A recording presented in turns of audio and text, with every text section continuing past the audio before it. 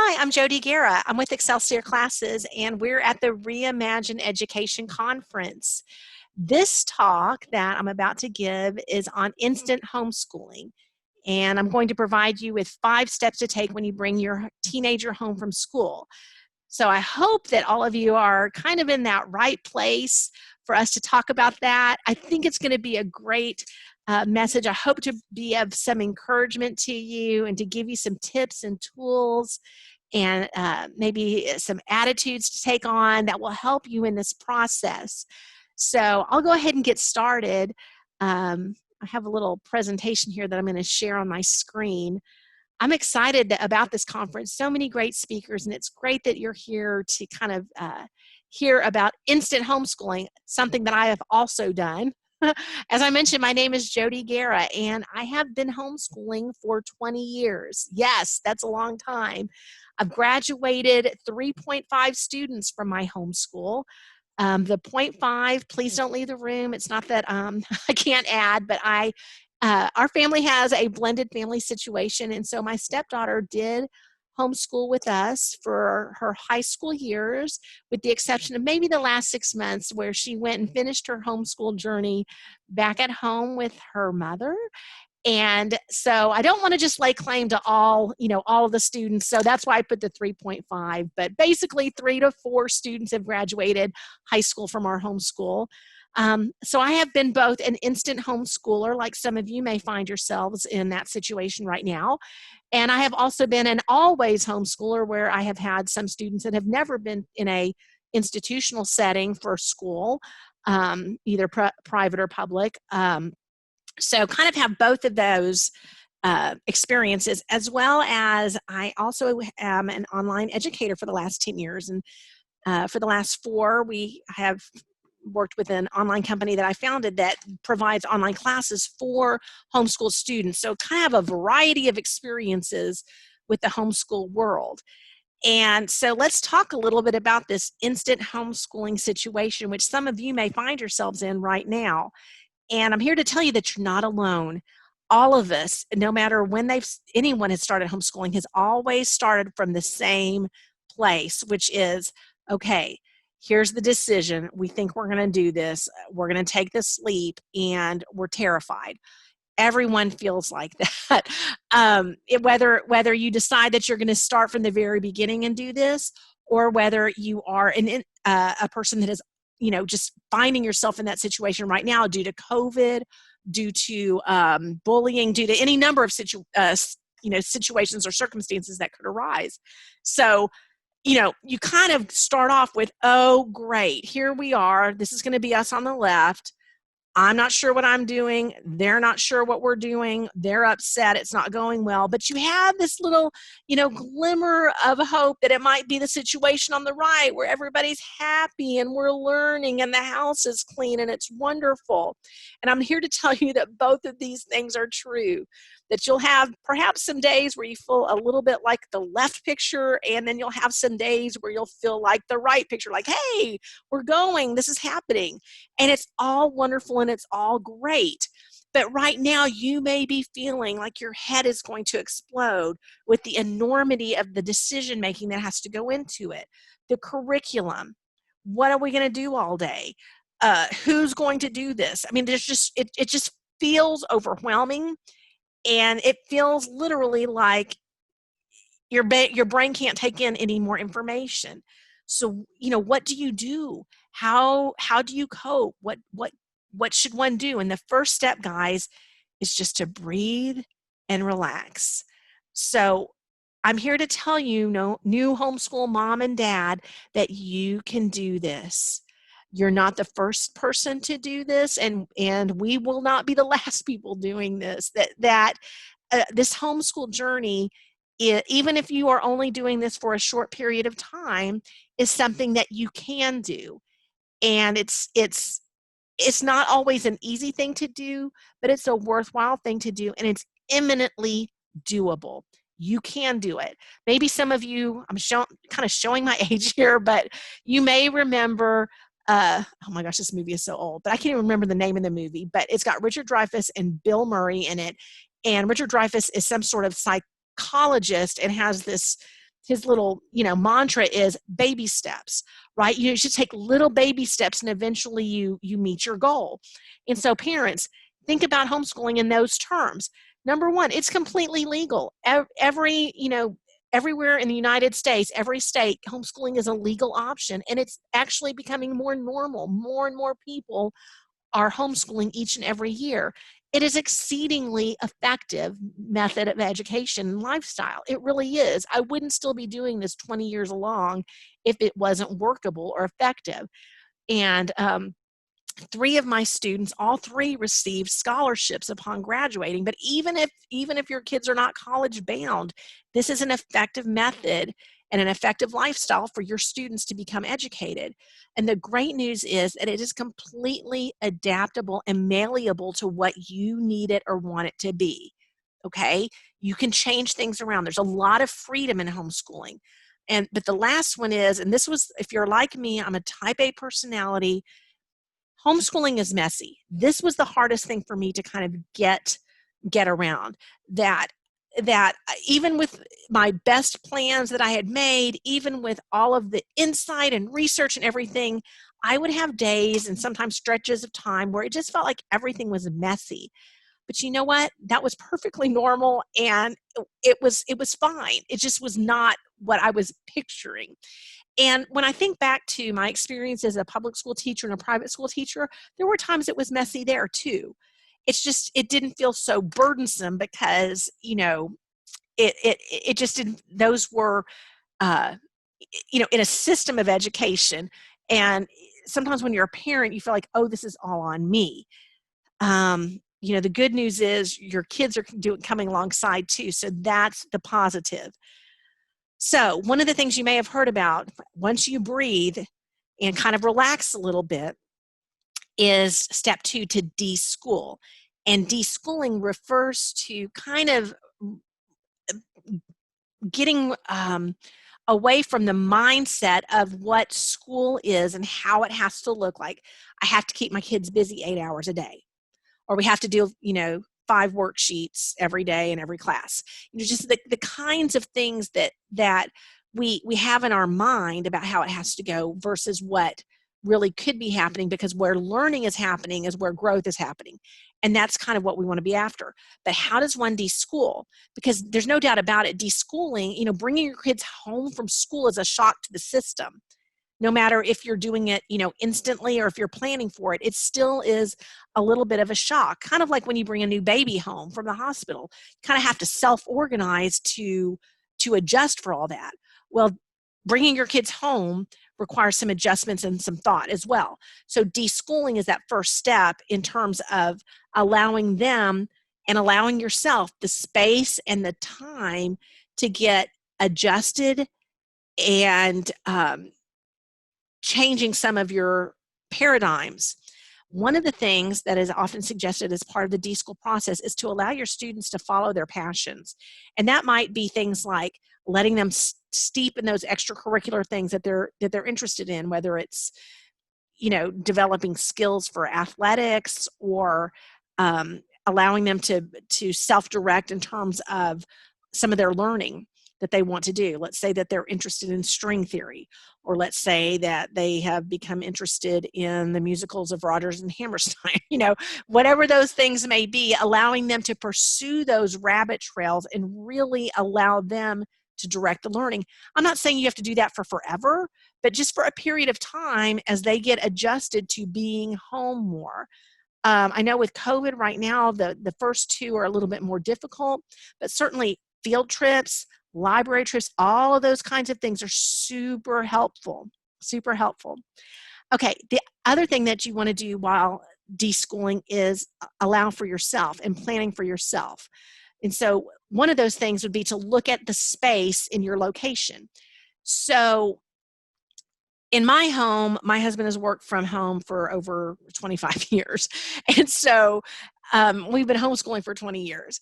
There are times where space is at a premium in our home. And so, looking at the space, looking at where, who, what, as the kids got older, it became more important for them to have more quiet and not have the chaos of, smaller children around. Technology things like, do I need more of these headset microphones? These are a premium item in my home because they're so great for online learning, for the Zoom meetings, for gaming, for playing, with whatever uh, educational tools are going on. And so technology concerns, do we need a tablet? Do we need a Kindle? What things might we need?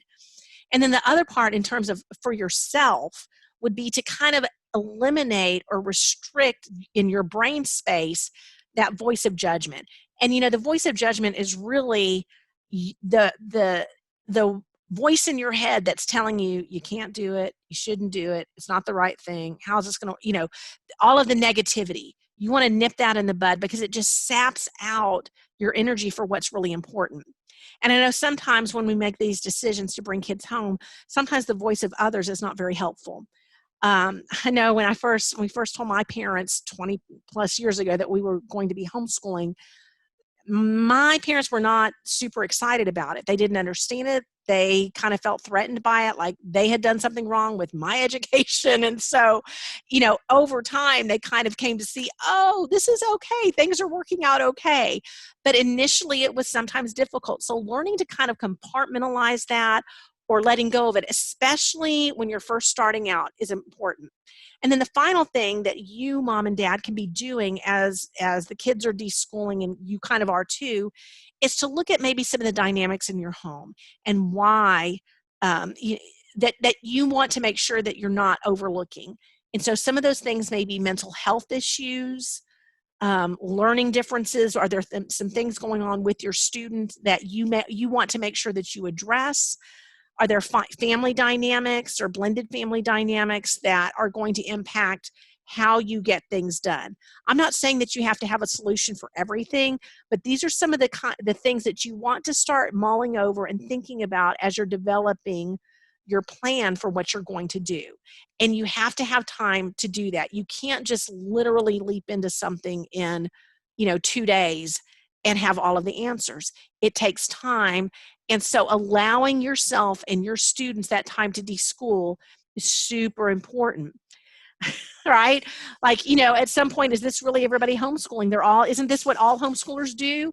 They're all in their pajamas with their cats, right? And you find them asleep. That's not really, I think, what happens all the time. But I think that it's really helpful to kind of ease into it because most of the time we need that soothing and that healing to be able to think straight and to make wise decisions. So the third step is to research and to use your network, okay? So during the research stage, what you're really wanting to do is information gather. This is the information gathering stage. And it can seem overwhelming. And part of the reason that it seems overwhelming is because about 22, 23 years ago, there really were not very many homeschool vendors. And there certainly weren't any online providers. And the number of avenues for outside local classes or things like that were severely limited. And right now, it's like a Cambrian explosion in the homeschool market. Everyone is in this space. And so you have a lot more choicefulness. But that brings a lot of anxiety too, right? Because there's so much to choose from. So what you want to do is research as well as kind of network. So let's talk a little bit about what that would look like. I'm going to give you 5 ways to kind of think about it. The first thing that you want to do is start with knowing what your state laws are. If wherever you live, what are the requirements? And I'm kind of thinking through more high school, maybe more so than junior high or elementary school, because high school kind of a little bit more serious because you're earning credits and you want those credits to be accepted. So you want to start with what your state laws are in terms of graduation requirements and what is required, even if it's not for high school, what are the required subjects for your state. And you can find out all of that information.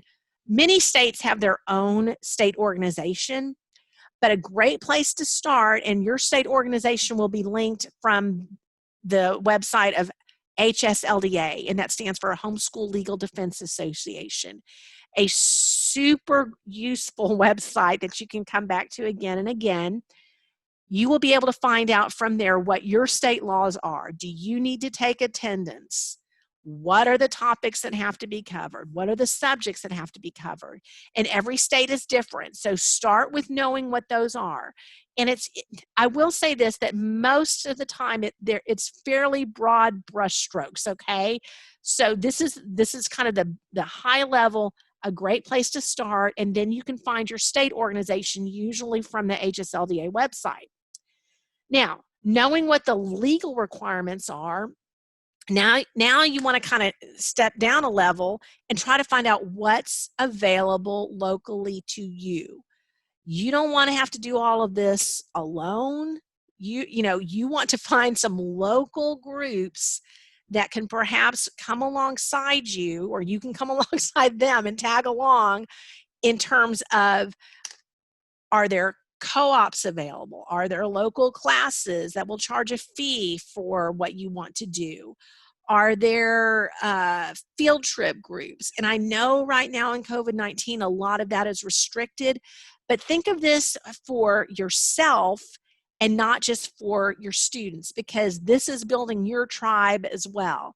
So finding local groups, and if you go to this website, homeschool-life.com/groups-co-ops, you will be able to click on your state, and find a listing in your area for local groups of moms and dads who are affiliated together, and this is going to increase your network. All right, so not only just state level, but at your local neighborhood level. Some of you may live in more urban areas where you may have a local store that is a curriculum provider, and some of it may be teacher supply looking stores, and some of it may be very homeschool specific. That's another great place that you can find information and look at various curricula. Okay, so if you have one of those, highly recommend. They can be exceedingly helpful. Number 4 is Facebook, and I'm not a huge fan of social media, but I will tell you that when you need to find people with the same inclination and questions and answers as you are trying to contemplate, this can be very useful. So if you're homeschooling high school, type in homeschooling high school, boom, tons of groups you can join. If you're looking for homeschooling K through 8, type it in. Homeschooling junior high, secular homeschooling, religious homeschooling, Christian homeschooling. You will find it, and you will find a group. And I will say, in general, homeschoolers are, very helpful. They want to be helpful. And so you can post your questions, or you can just lurk and try to, that's usually what I do, lurking around and trying to find out information. But that's another great way. If you're feeling isolated and like you're not sure what to do, this is a great way to get plugged in very easily. And then finally, if you have friends in your area that are considering doing the same thing, no one is alone. We're all kind of in this together. And so use that network, find out what others are doing.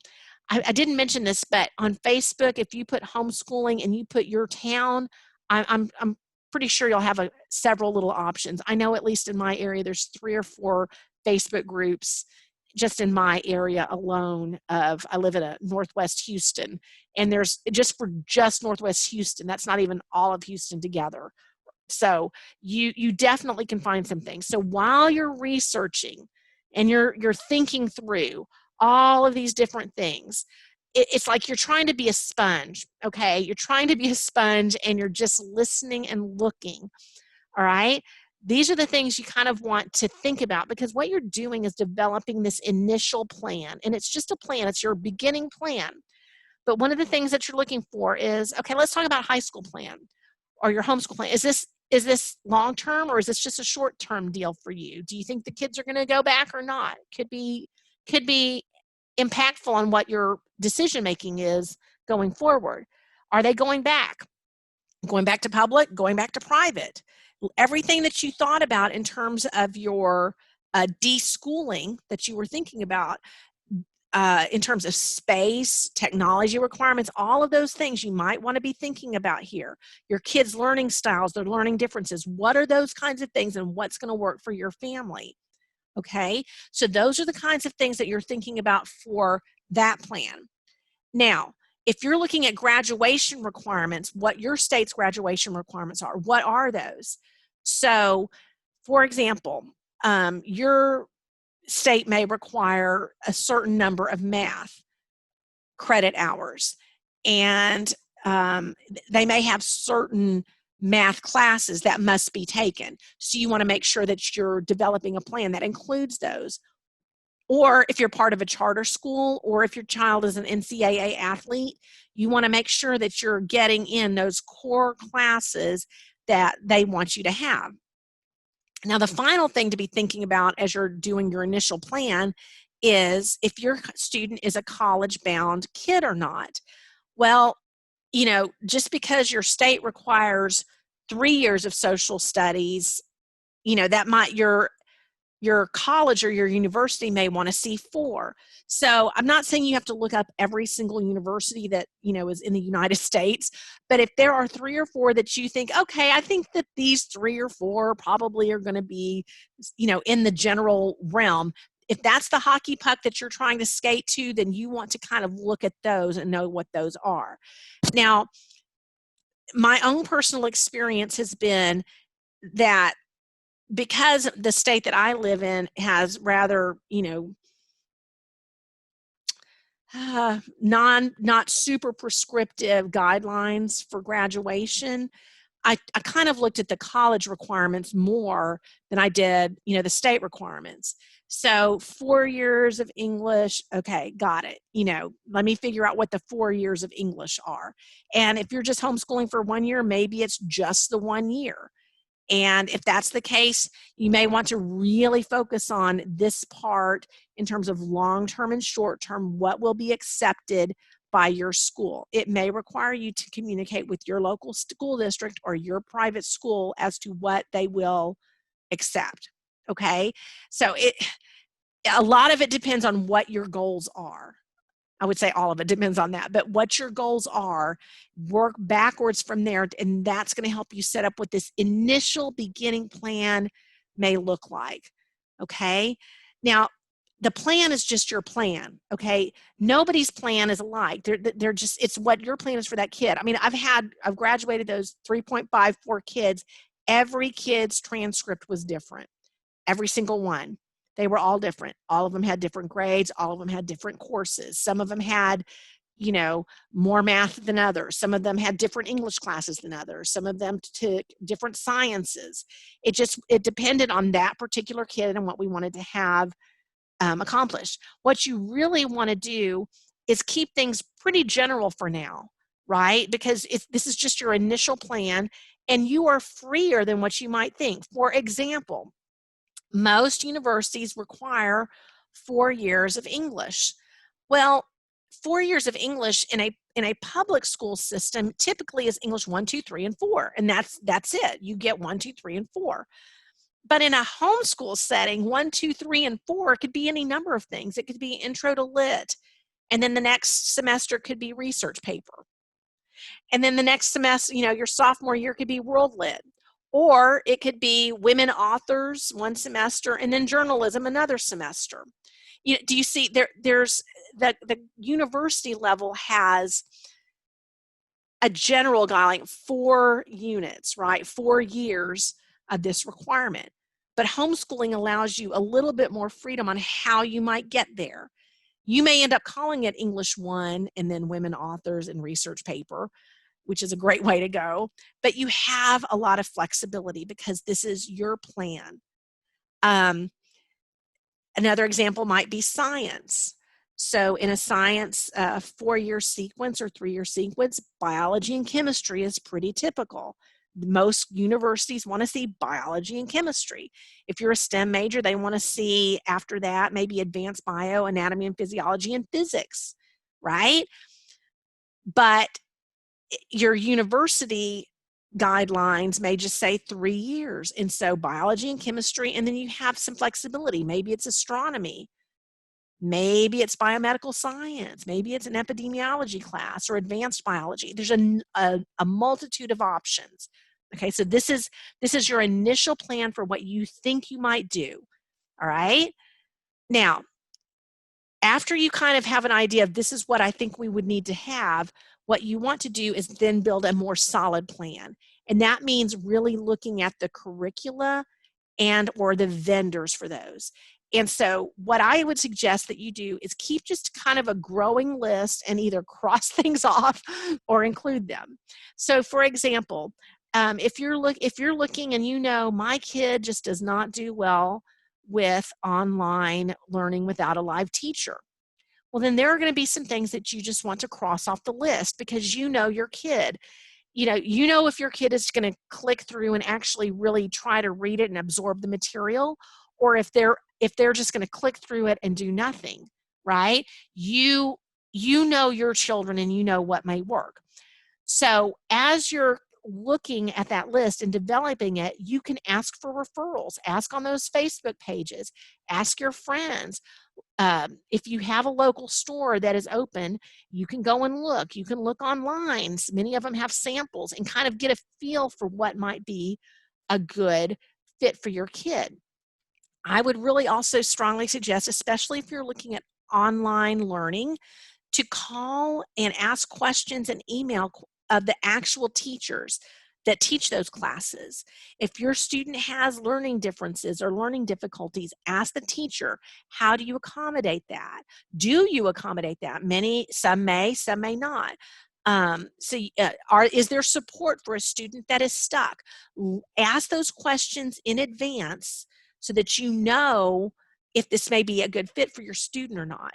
Again, you've got that list, crossing things off. Now, if you're homeschooling multiple students, you may look at one particular curriculum and think, okay, this would be a great fit for this student, but not for another student. That's okay. You may find there were things that worked really great for my oldest kid that really didn't work so well for the second kid. And then, you just have to adjust for those things, right? So really consider your student and their learning styles. Do they really absorb well when they're reading and, from their textbook and, doing the homework? There are so many different vendors with a variety of modalities and methods for learning that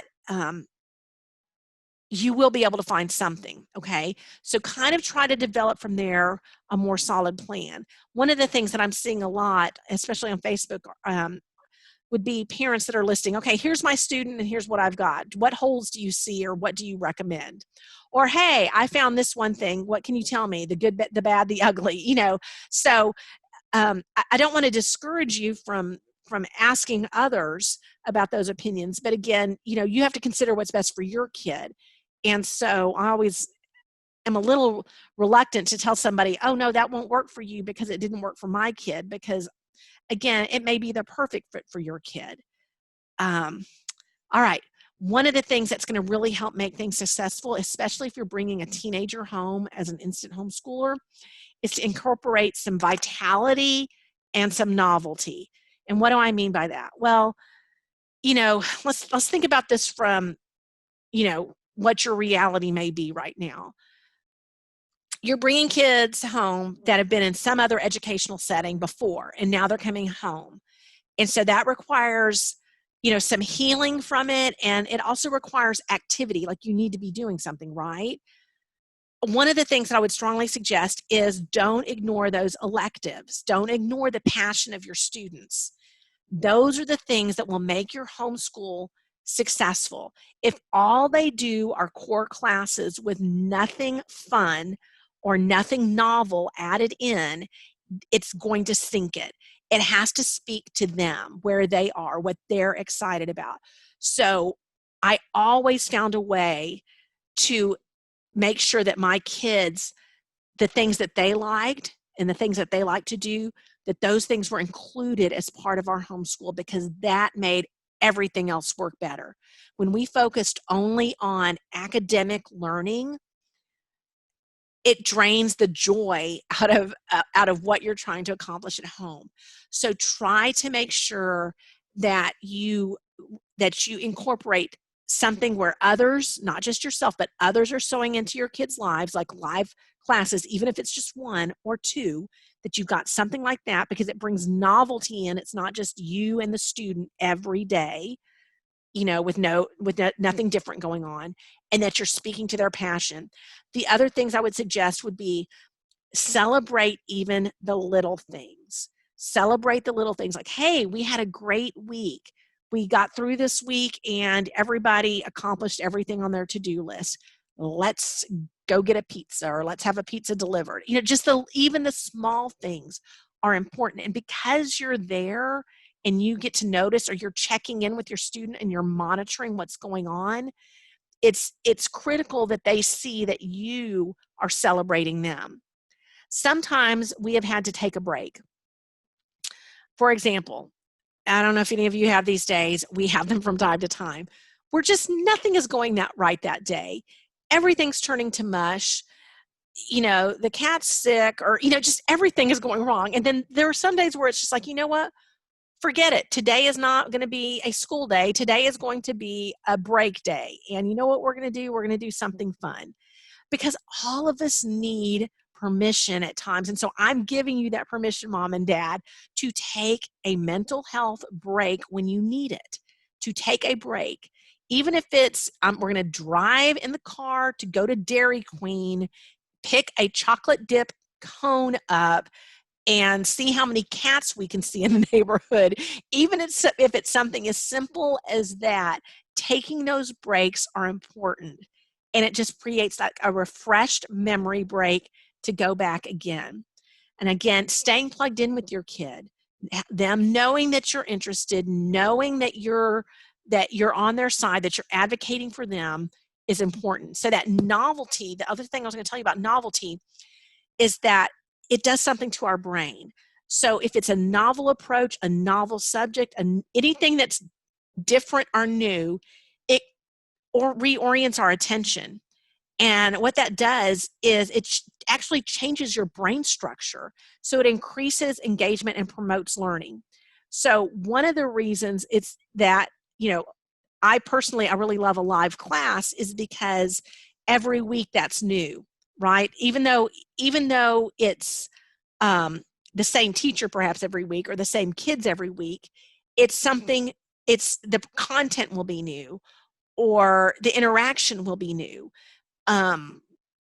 So make sure that you can find some way, something novel, some game, something that will create the ability for that brain to rewire. And the other thing I always tell new homeschool families, avoid the mistake of putting all of your eggs in one basket. What do you mean by that, Jody? Well, what I mean by putting all of your eggs in one basket is sometimes parents are so overwhelmed and tired, and they don't want to have to manage too much. So they'll say, you know what? We're going to use vendor ABC for everything, every subject, every kid. And they put all of their eggs in one basket, and they put out an outlay of cash or whatever it happens to be. And that's our solution for the year. And about 5 or 6 weeks in, things start to break down, either because there's no novelty, it's not a good fit for those kids with either learning differences or how they already, it's whatever their learning style is, or the parent finds it hard to manage and doesn't understand the system.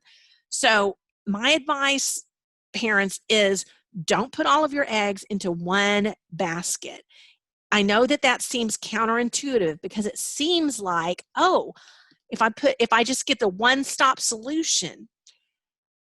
Even if you have a vendor that you do the majority of things with, keep a couple of things for yourself, or keep a couple of things that you're going to put with a different vendor, like a different curriculum or a different online solution or a different manner of getting that subject area done. And the reason is it creates that novelty, number one, And number two, you get to learn from this experience, like, was that majority curricula that I went with, was that the right fit? Did that work? Before you outlay all the tasks, because sometimes what happens is some of those things kind of fall apart after a few weeks, and you think, oh, okay. So if you can kind of spread it out a little bit, just even if it's for the first semester, um, it will be helpful to you and to your decision-making process, because step 5 is adjust, adjust, adjust, because you, mom and dad, are going to continually be adjusting this plan, right?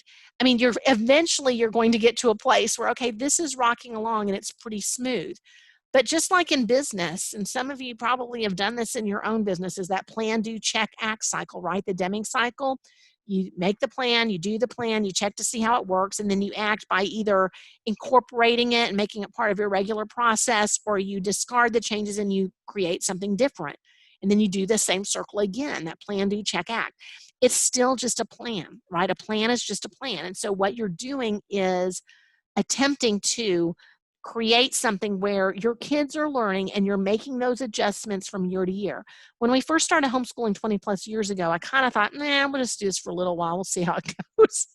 And then, kind of each year was its own little, okay, so are we going to step up to the plate again for another year of this? And eventually it just became part of that lifestyle. But even to this day, I think, okay, for this year, what are we keeping? What are we scrapping? What are we changing for this particular kid at this particular time, at this particular grade level, and with this particular environment? What is it that we're going to do? Knowing that it's still just a plan. Eventually, everybody, works it out and things, continue to go on their trajectory. But it's really helped me over the years just to remember I'm still just planning, and I'm working my plan, and it may not be the perfect plan, but we're going to get through it and it's going to work. Anyway, I hope that some of this was helpful to you, and I hope that it was an encouragement. If you have questions, please feel free to write me or call me. That is my email and my work phone number. And I would be happy to either provide some counsel or some answers, or tell you just, more about what we did and what might work. I wish you the best of luck in your journey, and blessings to you. I know that this is a big step, but I know you can do it. I thank you so much for coming today. Bye-bye.